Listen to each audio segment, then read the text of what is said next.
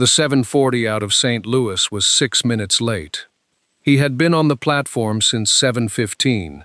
He knew this because he had checked his watch at 7:15, then put it away and told himself not to check it again. He checked it twice more before the whistle reached him from across the flat country east of town. April in Harlow. The sky was the kind of blue that makes promises it mostly keeps. The cottonwoods along the creek had just opened, and the air smelled like new wood and river clay and someone's breakfast fire from the street above the station. He held his hat in both hands and watched the track. The platform was not empty. Millie Crane from the dry goods counter had found a reason to be there. Some parcel she was expecting, she'd said, to no one in particular. 2 men from the feed yard leaned against the far railing. The station master had stepped out twice already to look at nothing. A town like Harlow did not receive many strangers. It received even fewer women traveling alone. The train slowed, and the brake caught, and the steam came forward in a white rush that smelled like iron and distance. She was the third person off. He knew it was her before she turned. Something in the way she came down the steps, not cautious, not careless, just level. One hand on the rail, one hand carrying a sewing basket with a brass clasp. She wore a dark gray traveling dress, and her hair was pinned without fuss. She stepped off the last step and into the full April sun, and looked down the platform the way a person looks when they are preparing to find something they are not entirely sure will be there. He was there. He put his hat on and took it off again and walked toward her. She had a brown leather glove on her left hand. He noticed it the way you notice a thing that does not quite match. The morning was warm, the glove was plain, and it was only on the one hand. He stopped 2 feet from her. He said her name. It came out as a question, the way names do when you have only seen them written down. She looked at him directly. Her eyes were gray, and her expression was not closed exactly, finished, the way a door looks when it has been shut from the inside by someone who is still present. She said her name back to him. Not a question, a fact, stated plainly. Yes, that is who I am. This is done. The 2 men by the railing were watching. Millie Crane had gone very still beside her parcel. He nodded once. She shifted the sewing basket to her right hand. He said, "The wagon's just up the street," and turned, and she followed. The wagon was a flatbed with a plank seat and a bay horse that stood without being tied. He helped her up without asking, and she took the assist without comment. One hand on the rail, one careful step, and she was seated before he had time to feel useful. The town passed in under a minute. She looked at it the way you look at something you are trying to memorize before you decide whether it matters. A dry goods store with barrels on the porch, a livery, a building with no sign that had the look of a saloon, a church at the far end, with white paint going yellow at the eaves. Then the houses, and then his. It sat back from the road on a dirt path, with young grass pressing up through the ruts. 2 stories, unpainted wood, gone silver with weather, a porch running the width of the front. He stopped the wagon and climbed down, and she was already on the ground by the time he came around. She stepped up onto the porch, and the second board flexed and shifted under her foot. She paused, 1 half step, and looked down at it. Then she went inside. He showed her the rooms in 4 sentences. The kitchen was at the back. The bedroom at the top of the stairs on the left was hers. His was across the hall. His daughter slept at the end. She walked through each one without touching anything. Her eyes went to the windows first. The light, the angle, what could be seen from outside. Then the floors, then the walls. She did this the way a person checks a thing they plan to maintain. She said the room was fine. Supper was late and quiet. He had made a stew that morning and left it on the back of the stove. He had thought, when he planned it, that this would seem capable and prepared, and by the time they were sitting at the table, It seemed only like what it was, which was a man trying. His daughter came in with her hair still tangled from the day, and sat down and looked at the woman across the table with the particular directness of a 7-year-old who has not yet learned to disguise interest. The glove was there, brown leather against the wooden table, the left hand resting near the bowl. His daughter stared at it for 30 seconds, then a minute. Her spoon slowed. He said her name, quietly, with no edge in it, just her name, once. She looked at him. Then, at her bowl, she ate her stew. The woman had not looked up during any of this. She was watching her own spoon move, or perhaps watching nothing at all, her expression the same finished stillness it had worn on the platform. Present, private, not asking anything from anyone at the table. Outside, the spring dark came on, and the kitchen lamp held against it. He woke before 4, the way he always did, the darkness outside still complete, and the house holding its night quiet around him. He dressed without lighting a lamp. Habit. He had done it for 3 years without needing to see. When he reached the bottom of the stairs, the kitchen was already glowing. He stopped in the doorway. She was at the stove with her back to him, one hand on the coffee pot, her braid not yet pinned for the day, and hanging loose between her shoulders. The sewing basket was open on the table, brass clasp thrown back, the lid resting at its full extent, and on the table beside it she had laid out a small length of dark thread, a bone needle, a thimble, as if she had woken and needed something to do with her hands before the house was ready to receive her. He must have made some sound, a floorboard, or breathing. She turned and held out a cup. She had not looked at him. She was already turning back to the stove, adjusting something that did not need adjusting, and the cup was just there in the air, at the level of his hand, and he took it. The coffee was strong, better than his. He stood in the doorway and drank it, and did not say anything, and neither did she. The lamp on the table threw a low circle of light across the basket, across the thread, across the left glove, lying just inside the lip of the basket, like she had set it there when she opened the clasp, and not yet decided where else to put it. Then the stairs. Small feet. The uneven rhythm of a child still mostly asleep, one hand on the wall. His daughter appeared at the bottom step in her nightgown, her hair the same tangled arrangement it had been at supper, blinking at the lamp. She looked at the woman at the stove. The woman turned, and something shifted in her face.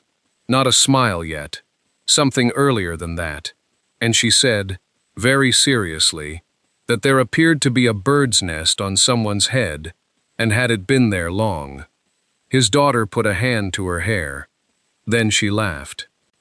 It came out of her all at once, sudden and full, the kind of laugh that surprised the person doing it. She clapped a hand over her mouth, and the laugh kept going anyway, shaking her shoulders, and she stood at the bottom of the stairs with her eyes bright, and her hair ridiculous, and her whole small body lit up with it. He had not heard that sound in this kitchen in 3 years. He stood in the doorway with the cup warm in both hands and did not move. The woman at the stove had turned back to whatever she was doing, but the corner of her mouth was different than it had been a moment before. Outside, the dark was just beginning to consider changing its mind. The next morning was clear and warm, the kind of April morning that made Harlow look like a promise. She walked to the dry goods counter with the sewing basket over her arm, the brass clasp catching the light. She needed thread, brown, and a spool of the waxed kind for leather work. She had found a torn harness strap in the barn that no one had gotten around to, and she had the kind of hands that did not leave things like that alone. The woman behind the counter had been watching her since Wednesday. She was perhaps 50, with a face that had spent its whole life practicing a pleasant expression and had gotten very good at it. She measured out a length of ribbon for someone else, while keeping her eyes on the basket, on the gloved hand, on the woman standing quietly beside the spools of thread. When the other customer left, She leaned forward on both palms. She said she didn't think they'd been properly introduced, and said her own name, with the particular brightness of a person who has been waiting to speak for days. She asked how she was finding Harlow. She asked whether the house was comfortable. She asked, and here her voice went sweeter, tilted just slightly, whether that style of glove was something they were wearing in St. Louis now. It was a perfectly aimed question. The answer would take care of itself either way. She looked up from the thread spools. She did not pause for long, just enough to suggest she had considered the question honestly rather than deflected it. She said she'd burned herself once, years ago, that it healed well enough, but it had always been easier to keep it covered. She said it the way someone says they prefer tea to coffee. A simple fact, mildly stated, landing without ceremony. The woman behind the counter made a small sound of sympathy. She said that was a shame, and wasn't it something, and set the waxed thread on the counter. She paid for the thread and the brown spool. She said it had been nice to meet her properly. She tucked the spools into the basket and fastened the brass clasp. She was out the door before the woman behind the counter had fully decided whether she'd learned anything or not. She walked the long way back, not to avoid anything. The air was good, and the light was doing something interesting along the tops of the buildings, and she had not had enough of it yet.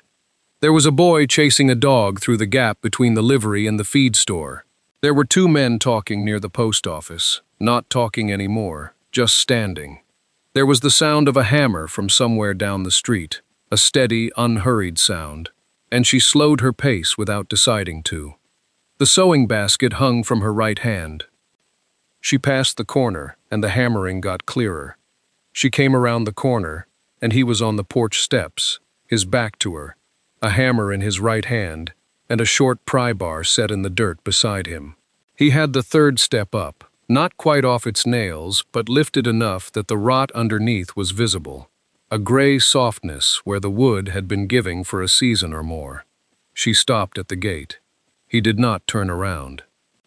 She watched him set the step back down, tap the left side level with 2 careful strikes, then move to the right. He worked the way she had noticed he did most things, without announcing what he was doing or why, without checking whether anyone was watching. She went in through the side door. That evening she heard the daughter's feet on the porch, a flat, running sound, both feet landing hard the way children do, and then the sound stopped on the third step. A pause. The feet landed again, one and then the other, testing. She was at the stove and she did not look up. Saturday she woke early, before the light had settled into anything. She lay still a moment, listening. The house was quiet. She dressed and took the sewing basket and came out through the front door. Her foot came down on the third step. It held. Not the way it had before, with that faint give and the small sound of nails working loose. It held flat, solid, the way a step is supposed to hold. She stood on it a moment, both feet, her full weight, feeling the difference. She continued to the yard. She sat on the bench near the fence and worked on a shirt collar she had promised to finish by Monday. The air was cool still, that particular morning cool, that burns off fast in Kansas and is gone before you remember it. The light came up along the fence rails in thin lines. A bird started in the elm at the far corner of the lot, and another one answered from somewhere she couldn't see. She worked for an hour. The collar came right. At supper, he passed the bread. She took a piece. The daughter talked about a cat she had seen near the livery, whether it was the same cat or a different cat, a question she had given considerable thought to, and now presented with great thoroughness. He listened. He asked 2 questions, which she answered at length. She listened. The loose step was not mentioned. The daughter looked at her, then at him, then back at her plate. It was the looking that was different, not the silence. The daughter had been known to be quiet before, in the way children are quiet when they are bored or thinking about something else. But this was not that. She was watching them the way she watched something she was trying to understand. She ate her supper and let her watch. 3 weeks in, the house had its own rhythm. She was up before him. He knew this because the stove was always warm by the time he came down, and his cup was on the counter. Not waiting exactly, just there. He had stopped noticing the small adjustment of it and started simply accepting it, the way you accept a door that swings true.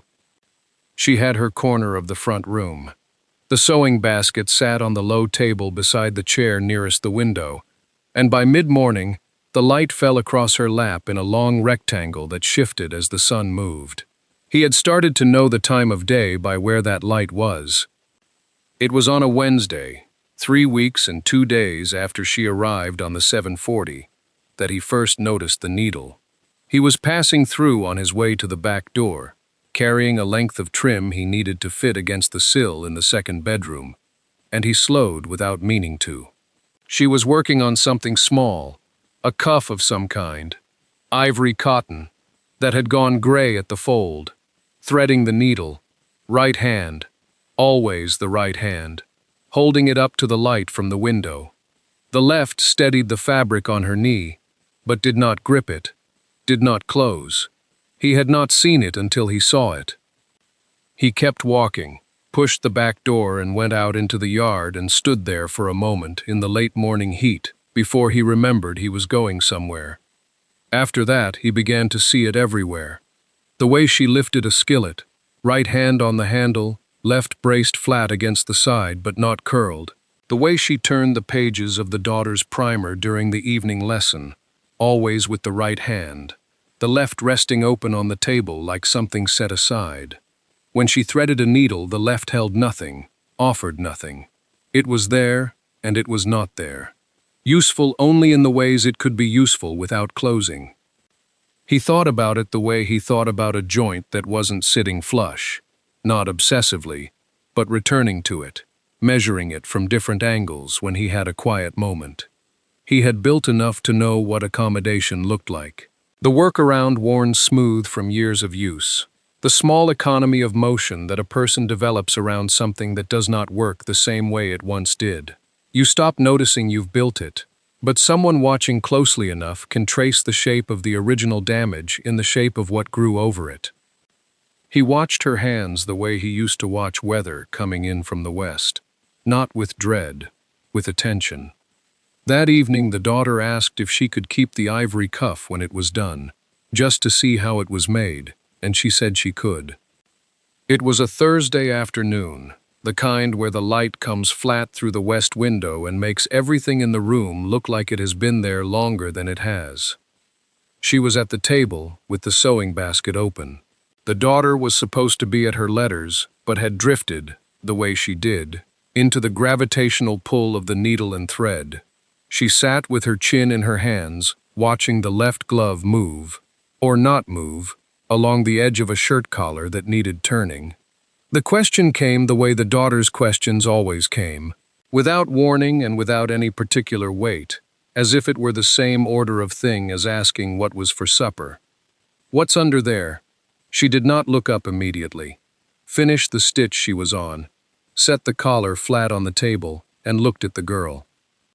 "Something that happened a long time ago," she said. "It is not scary, only a little different." The daughter considered this with the seriousness she brought to things she was genuinely thinking about, which was different from the seriousness she performed when she wanted to seem older. "Different how?" "Like a road that got changed," she said. "Still goes somewhere, just doesn't look like the other one." The daughter looked at the glove, then at her face, then at the glove again. "Can I touch it?" The pause was short. One breath, maybe less. "Not yet." 2 words. The second one did what the first one couldn't do alone. "Not yet" was not the same as no. "Not yet" had a shape to it, a length, a direction. The daughter heard it. She was 7, and she heard exactly what it meant. She went back to her letters. The room settled. The needle moved. Outside, the sound of a planer working down a board in even strokes, steady as breathing. He was not in the room. He had been at the workbench since mid-morning, and would be until the light failed. But the word came through the wall the way sound sometimes does in a small house, not literally, not as something heard, but as something that lands in the air and stays. Not yet.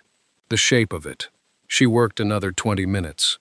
The daughter finished her letters and brought them over for inspection without being asked, which she only did when she was pleased with herself.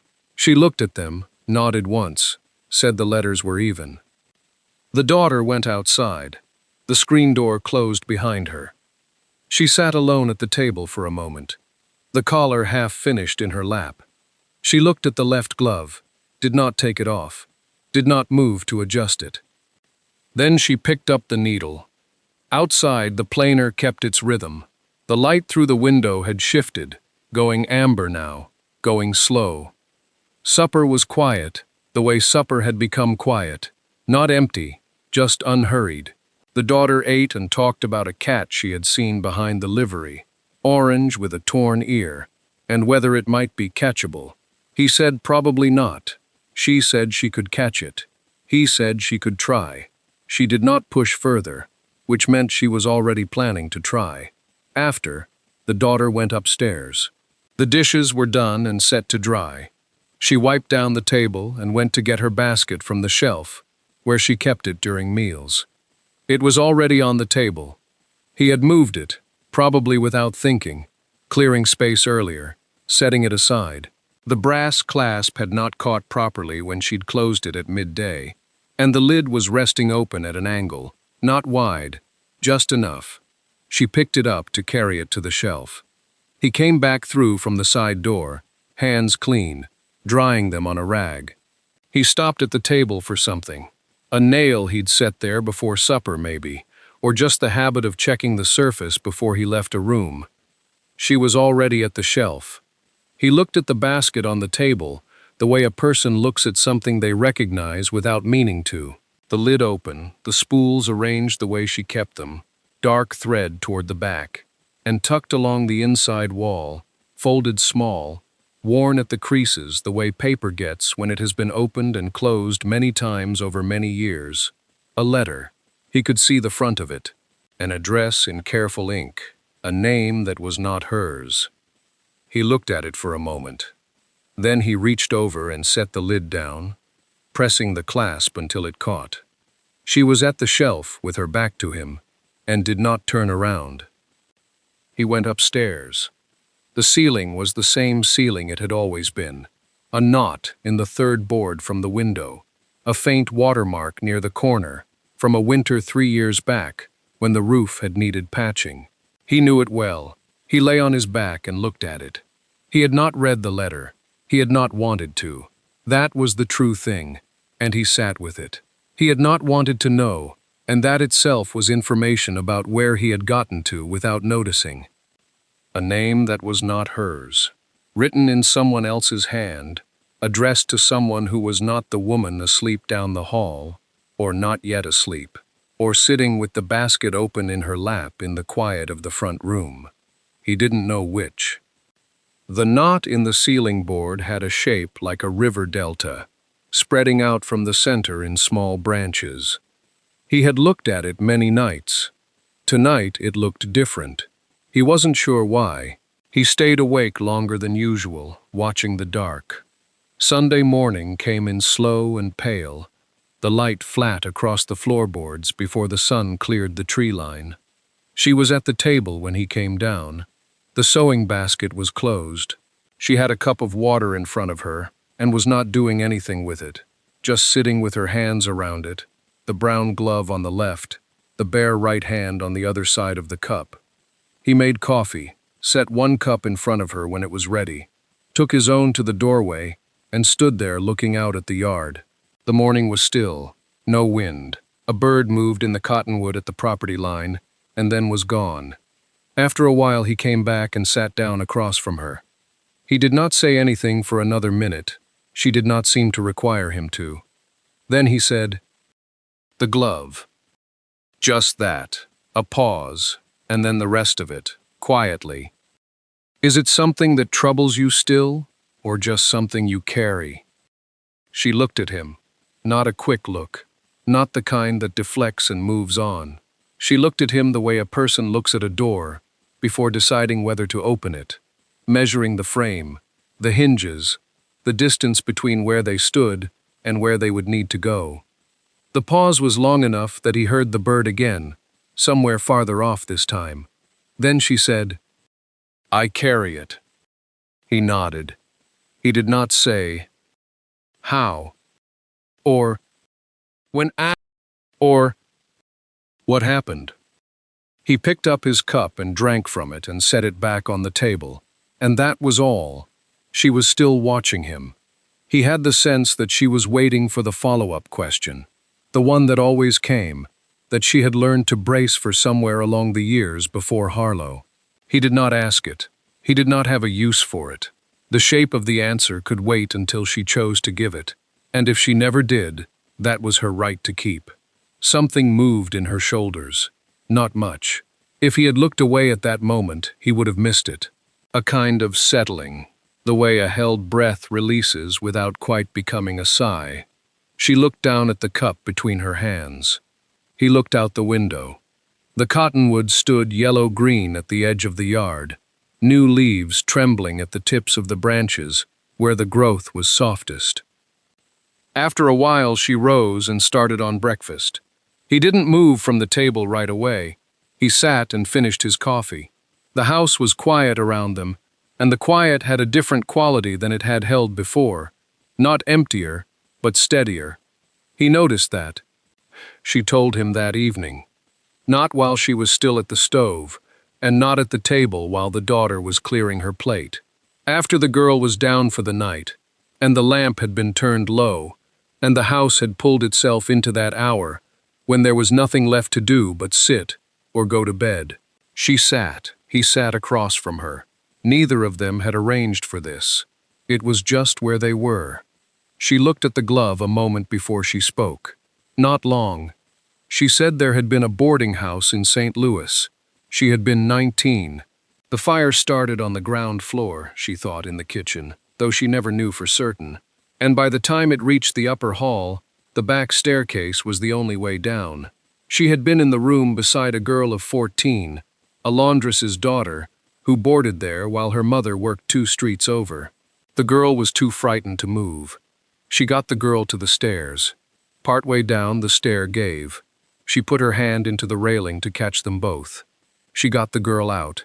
She said all of this, the way she might read the notice posted at the dry goods counter. The train is late. The price of flour has gone up. There was a fire. This is what happened. She did not look away from the low flame in the lamp, and she did not ask him anything with her eyes. She was simply setting the record straight with someone who had, she seemed to have decided, earned the plain version. He did not move while she was talking. He did not lean forward, or shift in his chair, or set down the cup he was holding. He just listened. That was all she had asked for by telling him, and he seemed to understand that without being told. When she finished, she was quiet. He was quiet. The lamp made its small sound. After a moment, he set the cup down on the table, carefully, the way he set tools down when he was finished with a precise cut and didn't want to disturb the work. He looked at the far wall. She looked at the lamp. Neither of them said anything more about it that night. She rose after a little while and rinsed the cups at the basin. He banked the fire. They moved around the kitchen the way they had learned to move, without colliding, without announcing themselves, each aware of where the other was, without looking directly. She took the lamp and went down the hall. He stood at the window a minute before he followed. Outside, the cottonwood was dark and still against the sky. Morning came in pale and unhurried, the way spring mornings did in Harlow, when there was no wind yet, and the air still held the cool of night in the shade of the eaves. She was at the stove when the girl came down. No shoes yet, hair loose, moving the way children move when they think the house is still asleep. Careful but not quiet, small feet on the board floor, a hand trailing the wall. She stopped at the edge of the kitchen and looked. She had been looking differently since Wednesday. There was something in it. Not wariness, but attention. The way you watch something you are still deciding how to hold. She said, "Can I see now?" The woman at the stove did not turn immediately. She lifted the pan off the heat, set it to the cool side, and then turned. She studied the girl for a moment. The girl waited with both hands at her sides, patient in the unself-conscious way of children who have learned that patience sometimes works. The woman peeled the glove back. Not off, just back, far enough that the edge of the scar came clear at the wrist, the branching lines spreading up from the cuff toward the knuckles. She held the hand out, wrist up, in the early light coming through the window. The girl came forward. She bent close, the way she bent over things she was studying. Beetles, stitching, the grain in a piece of lumber. She looked for a long moment. Then she reached out one finger and touched the edge of it, very lightly, at the wrist. She said, "It looks like the creek does in winter." The woman did not speak. "All branches," the girl said. She said it the way she said things she had just worked out, with a small satisfaction in it, and then she straightened up and looked at the pan on the stove to see what was for breakfast. The woman pulled the glove back into place. She turned back to the stove. She was smiling. Not a large thing, just the corners, just enough, and she did not know he was standing in the doorway. He had come down for coffee. He had stopped when he heard the girl's voice. He had not announced himself, and he did not announce himself now. He stood with one hand against the door frame and watched his daughter walk to the table and pull out her chair and sit down as if everything were ordinary, because to her it was. The woman at the stove reached for the pan again. He stayed in the doorway one more breath. Then he came in and got the cups down from the shelf, the way he did every morning, and the kitchen went on around them in its plain and steady way. 6 weeks after she arrived in Harlow, the morning came in bright and without apology, the kind of April Tuesday that makes winter seem like a mistake. She was on the porch with the harness leather, working a waxed thread through a cracked section near the buckle. The sewing basket sat open beside her left knee. The light was good. She had been at it half an hour and was nearly through. He was on the far end of the porch, setting a new board along the rail, where the wood had gone soft over winter. He did not talk while he worked. Neither did she. The daughter was at school. The town was going on at its ordinary Tuesday pace down the street, and the porch was warm and quiet and unhurried. She reached across to check the tension on the stitching. The finger of the left glove caught on a raised nail head at the porch rail, a small thing, a 1/4 inch of exposed iron, and when she pulled back, the leather tore cleanly away from the first 2 fingers. She looked at it. The scar was there in the full morning light, the branching lines across the back of her hand and up the wrist, white and fine as frost on glass. She did not move to cover it. She did not reach for the torn glove, or press the hand to her skirt, or turn away from the light. She looked at it for a moment, the way a person looks at something they have carried so long they have almost forgotten what it weighs. He had gone still. She felt it, the way the sound of the hammer simply stopped. He looked at her hand. One full breath, slow and even, the scar, the light on it, the way the branching ran toward her wrist. Then he set the hammer down on the rail, picked up the next nail from the tin beside him, and positioned it against the board. The hammer came down, then again. The porch went on. She pulled the thread through the leather. That evening she set 2 cups on the counter without being asked. He came in from the yard, washed his hands at the basin, and sat down. The glove was on the table between them. What remained of it, the body intact, the 2 fingers torn away. Neither of them looked at it for long. Neither of them picked it up. He wrapped both hands around his cup. She sat with her left hand resting flat on the table, the scar visible in the lamplight, the branching lines quiet and still. Outside, the last of the evening came down over Harlow in its slow and ordinary way. A door closed somewhere on the street. The lamp held its small circle of light. They stayed at the table a little longer than they needed to.